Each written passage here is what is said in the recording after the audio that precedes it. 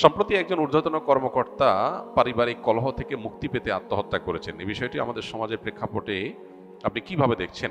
দেখুন, আমাদের সমাজে পারিবারিক অশান্তি দিন দিন বাড়ছে না কমছে? বাড়ছে।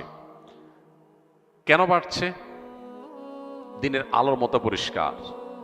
আমাদের নিজস্ব কৃষ্টি, কালচার এবং সংস্কৃতি এইটা বাদ দিয়ে আমরা যখন পশ্চিমাদের সংস্কৃতিকে ধারণ করার চেষ্টা করছি, আমরা যখন ওদের আইডিওলজিগুলোকে আমাদের সমাজে আমদানি করছি বা কিছু মানুষ সেটাকে যখন পুশ করছে, তখন আমাদের পরিবার ব্যবস্থাপনা ভেঙে পড়ছে, আমাদের দাম্পত্য কলহের পরিমাণ দিন দিন আরো বাড়ছে।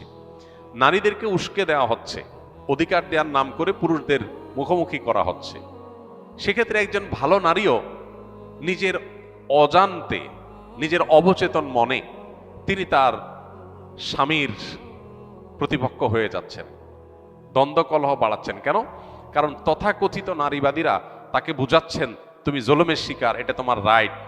এই সমস্ত কথা বলে তাদেরকে উস্কে দিয়ে স্বামীদের সাথে সম্পর্ক নষ্ট করছে। ঘরে ঘরে আজ অশান্তি।